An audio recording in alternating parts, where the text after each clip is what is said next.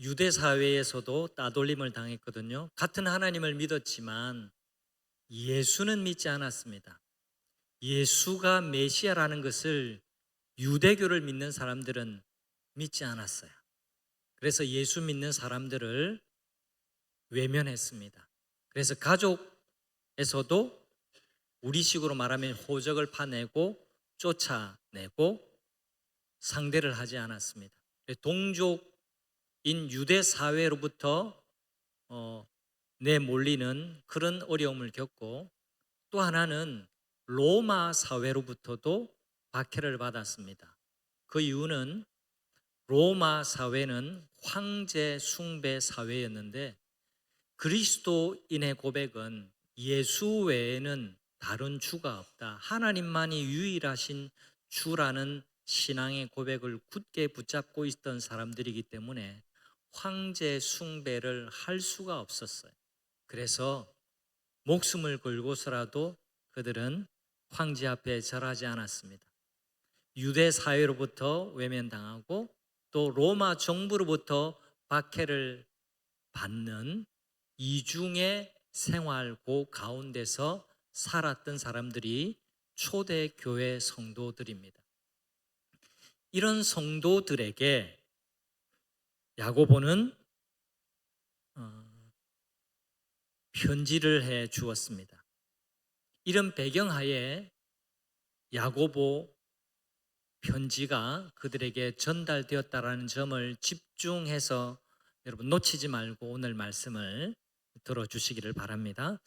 자, 직관적으로 이제 생각하셔야 됩니다. 산 하면 뭐가 떠오르십니까? 두 자인데 산 하면 뭐 어떤 이미지가 떠오르죠? 나무. 산 하면 나무라는 이미지가 떠오르는 것이 자연스럽습니다. 그런데 높은 산에는 나무가 살지 못합니다. 우리나라 산의 높이는 제일 높은 산이 2000m가 안 되기 때문에 그런 산을 볼 기회가 없지만 세계에는 엄청나게 높은 산이 우리 생각보다 많이 있습니다. 자, 잠시 여러분에게 이 설명을 좀 드리기 위해서 사진 하나를 보여드릴 텐데요. 여러분, 이 사진이 어제까지 우리 초등부가 다녀왔던 펜션에 걸려있던 사진인데, 그 펜션의 사장님 부부 사진입니다. 제가 말씀을 준비하는 가운데 우리 초등부를 격려하러 갔는데 이 사진 잠깐만 좀 더 해주세요. 네. 제가 이 사장님에게 허락을 받고 오늘 우리 설교 때 잠깐만 사용하겠다라고 허락을 받고 가져왔습니다. 자, 저 뒤에 있는 설산이 안나푸르나 봉우리입니다. 히말라야 산맥에 있는 10번째, 전 세계에서 10번째 높은 산인데 8091m예요. 네. 그러니까 저 위에 꼭대기에는 항상 사시사철 눈으로 얼음으로 뒤덮여 있는 것 여러분 보게 됩니다. 근데 저 부부가 트레킹을 했는데 얼음 등반이 아니에요. 우리나라 사람들 요즘 안나푸르나 이 트레킹을 많이 가는데 저 트레킹에서 사진 찍은 높이가 4130m예요. 근데 그 뒷배경을 제가 좀 설명드리고 싶어서 사진을 가져왔습니다. 뒷배경을 보면 뭐가 하나도 없습니까? 나무가 하나도 없습니다. 왜 없을까요? 나무가 살 수 없기 때문에 그래요. 여러분, 수목 한계선이라는 게 있습니다. 이 높이 이상으로는 나무가 살 수 없어요. 너무 춥기 때문에, 산소도 부족하고 또 너무 열악하기 때문에, 땅도 얼어붙어 가지고 영양을 공급할 수 없기 때문에 나무가 자라지를 못해요. 대략 평균적으로 그 높이가 3,500m 정도라고 그렇게 알려져 있습니다.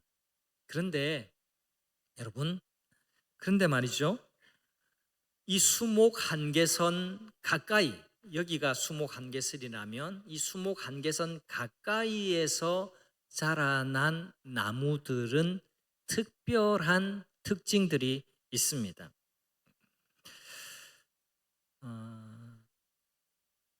너무너무 춥고 열악한 환경에서 자라난 나무는 굉장히 특별한데요. 여러분 스트라디바리우스라고 들어보셨죠? 우리 바이올린 가운데 가장 비싸고 아름다운 선율을 낸다라고 알려진 명품 바이올린 이름이 스트라디바리우스입니다.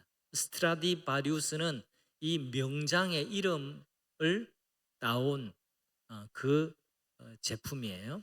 근데 이 스트라디바리우스가 만들어지게 된 배경 이야기를 이해하는 것이 굉장히 중요합니다. 그 신비로운 소리는 혹독한 환경에서 자란 이 나무에서 나왔습니다.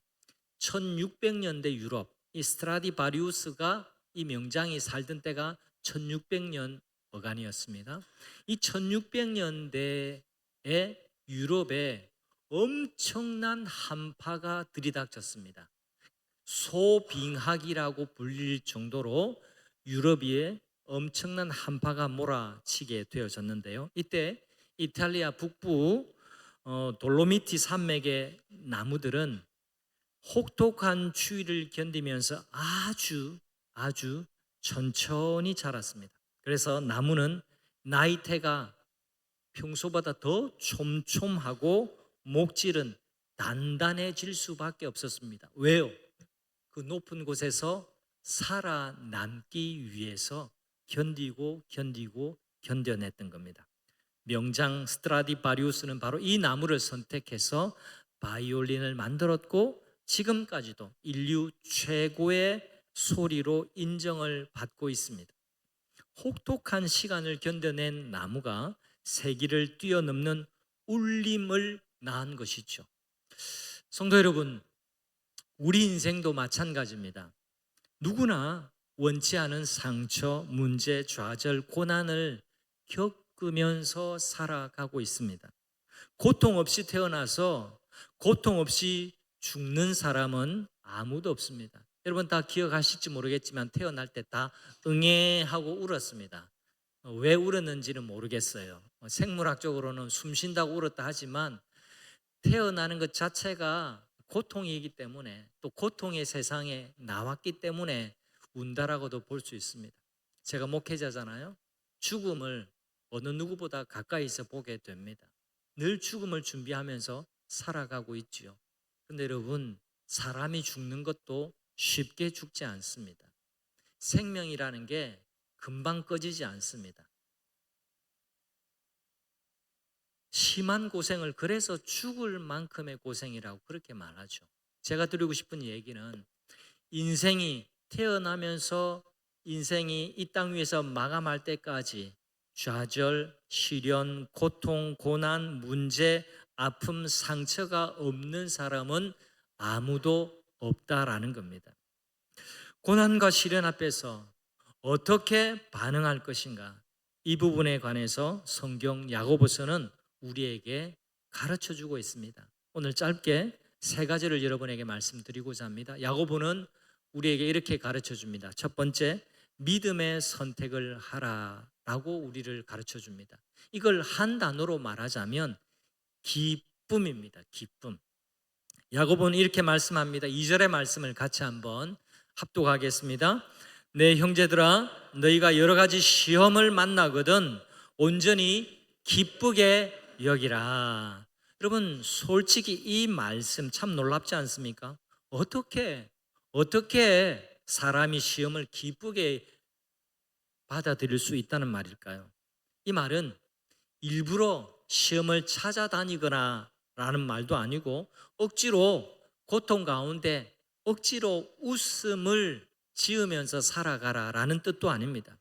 시련은 분명하게도 고통스럽습니다. 하지만 그 안에는 우리를 성장시키는 잠재력이 있기 때문에 그 시련을 기쁘게 여기라고 우리를 가르쳐 주는 겁니다.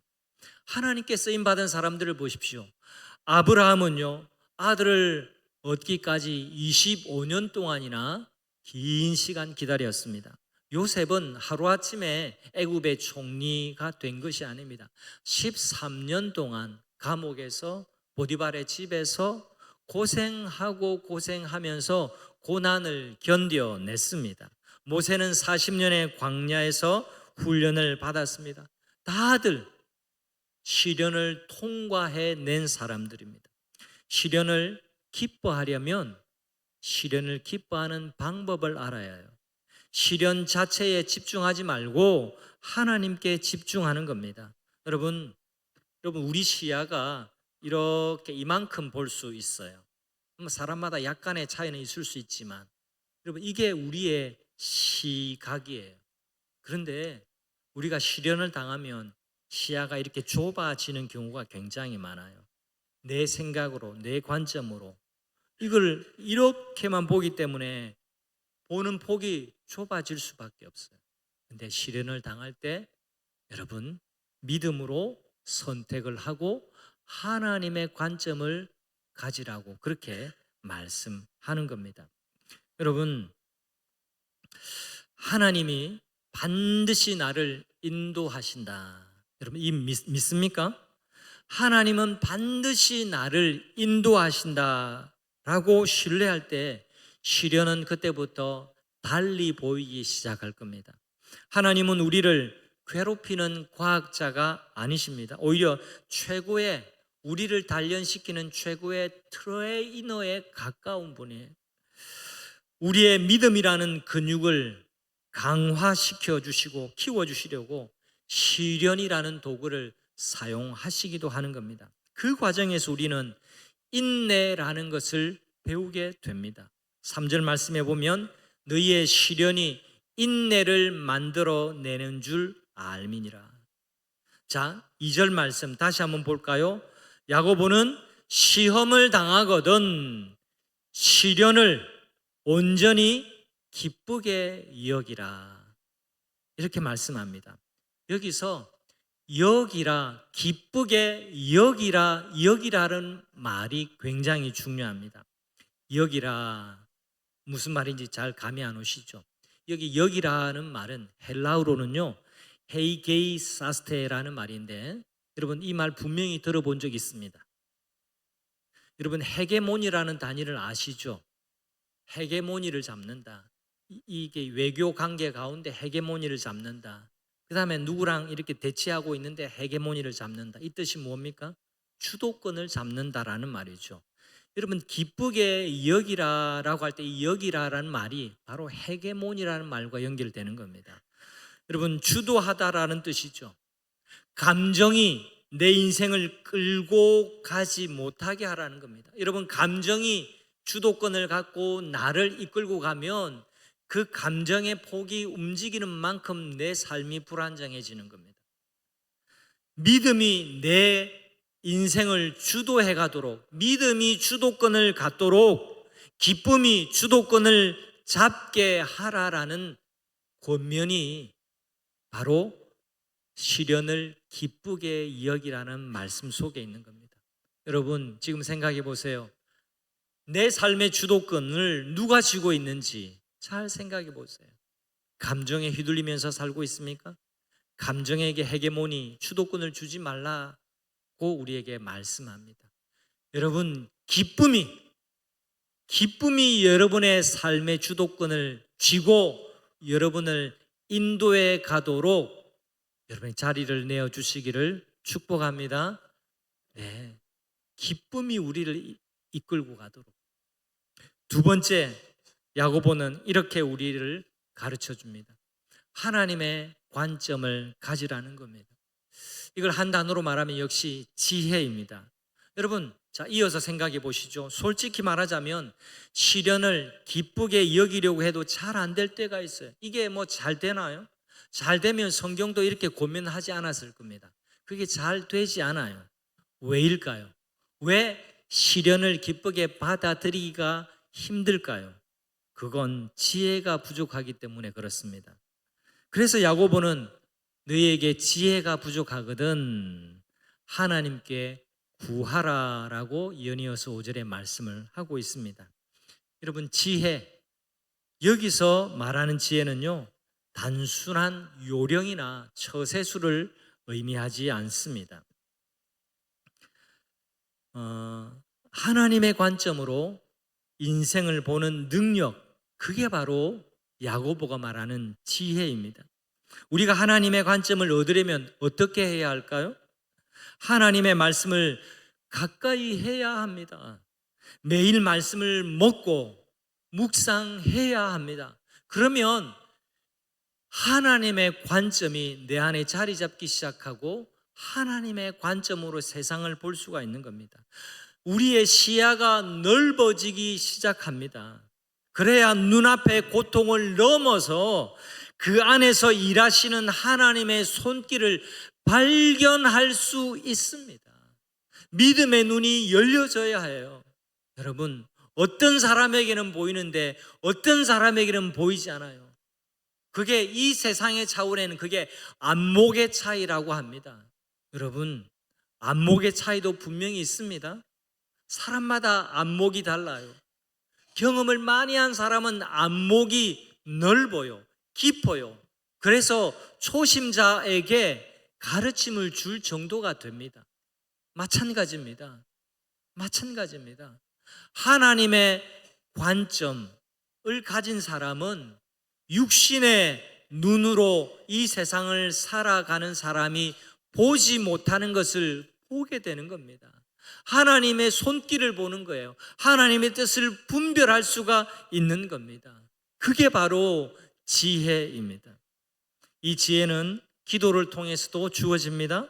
솔직한 마음으로 여러분 이렇게 기도하십시오. 하나님, 지금 너무 힘듭니다. 하지만 이 문제를 하나님의 관점에서 보고 싶습니다.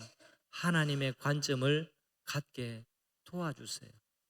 여러분 당황스러울 때, 여러분 혼란스러울 때 솔직하게 기도하세요. 하나님, 제가 감당하지 못하겠어요.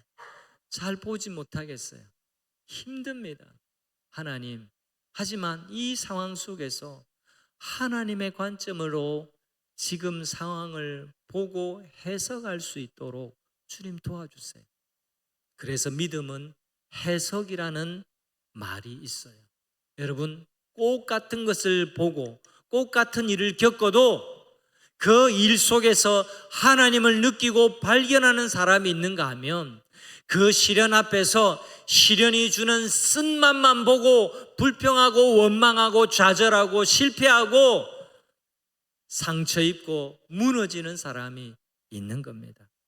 하나님은 우리의 부족함을 보시고 꾸짖지 않으세요.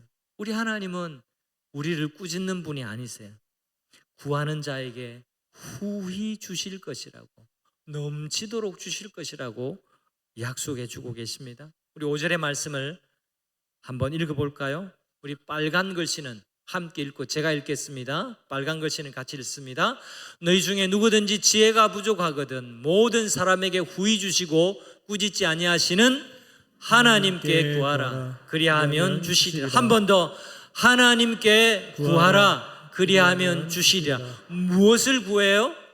지혜를 구할 때, 시련 앞에서 감당하기 힘든 복잡한 마음, 혼란스러운 생각들 그 속에 있을 때에 하나님의 지혜를 구하면, 하나님의 관점을 구하면 하나님께서 후히 주시고 꾸짖지 아니하신다고. 하나님께 구하라, 하나님께 구하라 그리하면 주시리라 약속하고 계십니다. 세 번째, 하나된 마음을 가지라고 우리에게 권면해 줍니다. 언제요? 시련 앞에서요. 이걸 한 단어로 말하면 믿음입니다. 마지막으로 야고보는 기도할 때 가져야 할 중요한 태도를 가르쳐 주는데 6절의 말씀 같이 읽어봅니다. 오직 믿음으로 구하고 조금도 의심하지 말라. 자, 믿음을 말하면서 조금도 의심하지 말라라고 말씀합니다. 의심이라는 말은요, 풀이하자면 마음이 둘로 갈라지는 것을 말합니다. 마음이 이랬다 저랬다 하고 혼란스러운 걸 말합니다. 동전이 있으면 앞뒤가 다른데 자꾸 뒤집는 걸 이야기를 해요. 마치 결혼을 했는데도 늘 배우자를 의심한다면 그 결혼 생활에서 결코 행복을 맛볼 수가 없습니다. 우리가 하나님을 의심하면 평안을 누릴 수가 없어요. 여러분, 남편, 아내 바라보면서 늘 의부증, 의처증을 가지고 바라보고 있다면 어떻게 그 가정생활이 행복할 수 있겠어요? 저 남자가 딴 여자 좋아하지 않나? 저 여자가 혹시 나 말고 다른 사람 만나고 있는 건 아닐까? 여러분, 그 마음, 이 두 마음이 있는데 결혼식을 한들 뭐하며, 그리고 같이 같은 집에서 산들, 그게 행복해질 수 있겠습니까? 같이 물리적인 시간을 함께 오랜 시간 같이 있는다고 그 가정생활이 행복해질 수 있을까요? 없습니다. 부부 사이에도, 인간관계 속에도, 특히나 하나님과의 우리 사이에도 믿음의 끈으로 연결돼야 하는데, 이 믿음의 끈 사이에 믿었다가 의심하고 믿었다가 의심하고, 그러면 결코 하나님을 우리가 느낄 수도 없고 하나님이 기뻐하시는 성도로 성장해 갈 수가 없는 겁니다. 여러분, 마귀는요 끊임없이 우리 마음을 이간질해요. 마귀가 하는 일이 참수하는 일이고 고발하는 일입니다. 하나님, 저 사람 보세요. 이런 죄 지은 것 아시죠? 그리고 그 사람의 마음 가운데 죄책감을 느끼게 합니다. 그리고 죄로 인한 불안감을 심어줘요. 하나님께 용서받지 못할 것이라는 의심을 가져다 줍니다. 그래서 하나님과 등지게 하고 하나님을 두려워하게 하고 하나님 멀리 떠나게 하는 겁니다. 그게 마귀가 하는 일이에요. 여러분, 정말 하나님이 날 사랑하실까?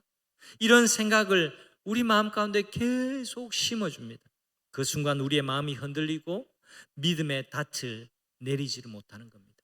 여러분, 바다에 나가는 배를 타보셨습니까? 바다의 배가 일릉이는 파도에 떠밀려 갈 때 여러분, 닻을 내려야 버틸 수가 있습니다. 우리의 닻은 오직 예수 그리스도이신 줄 믿으시기를 바랍니다. 세상이 아무리 뒤흔들어도 믿음의 닻을 내린 사람은 방황하지 않습니다. 무너지지 않습니다. 떠내려가지 않습니다. 이렇게 흔들리지 않는 믿음은 혼자서 갖기가 어려워요. 나 혼자 교회를 왔다 갔다 한다고 이 믿음의 닻이 깊숙하게 내려지지 않습니다. 여러분, 하나님은 우리를 홀로 내버려 두지 않으셨는데 우리에게 믿음의 공동체를 허락하셨습니다. 그게 바로 교회입니다. 사랑방, 그리고 소그룹 반별 모임이 바로 우리가 넘어질 때 이렇게 세워주고 흔들릴 때 함께 기도해 줄 힘이 되어 주는 거예요. 야고보서가 개인에게 주는 편지를 쓴 게 아니라 야고보가 교회 전체에게 주시는 말씀이라는 점을 잊으시면 안 됩니다. 우리 1절의 말씀을 다시 보겠습니다. 야고보가 이렇게 편지를 시작합니다. 하나님과 주 예수 그리스도의 종 야고보는 흩어져 있는 12지파에게 문안하노라. 이중고, 유대인 사회에서 따돌림을 당하고 로마 정부로부터 박해를 받으면서 믿음을 지키려고 애를 쓰면서 고난 중에 있는 성도들, 교회들에게 내가 편지를 씁니다 라고 하고 있는 겁니다. 여러분, 우리를 지탱해 주는 믿음의 동력자들이 있음을 기억하시고 이 동력자들과 여러분 손을 맞잡고 이 믿음의 길을 함께 씩씩하게 걸어가시기를 축복합니다. 말씀을 맺으려고 합니다. 사랑하는 여러분, 우리가 붙들어야 할 세 가지 원리를 기억하시기를 바랍니다. 시련 앞에서 믿음으로 기쁨을 선택하십시오. 그러면 그 기쁨이 내 삶의 주도권을 쥐고 나를 은혜로, 평안으로 인도해 갈 줄 믿으십시오. 하나님께 구하며 지혜의 관점을 가지십시오. 나의 얄팍한 생각과 내 관점이 아니라 하나님의 관점, 하나님의 지혜를 구하십시오. 구하면 후히 주시고 꾸짖지 아니하시는 하나님이 주신다 약속해 주셨습니다. 의심치 마십시오. 하나님이 나를 정말 사랑하실까? 나를 지켜주실까? 아멘입니다. 믿으십시오. 의심치 말고 믿음의 닻을 깊이 내리는 여러분들 되시기를 바랍니다. 혹독한 추위 속에서 자라난 나무가 세기의 명품 소리를 냈던 것처럼 여러분의 고난도 하나님의 손에 붙들릴 때 명품 믿음으로 빚어질 줄 믿습니다. 그 믿음의 울림이 여러분의 삶을 통해서 세상에 퍼져나가기를 우리 주 예수님의 이름으로 축복합니다. 아멘. 우리 다 함께 좋으신 하나님, 고난 가운데서도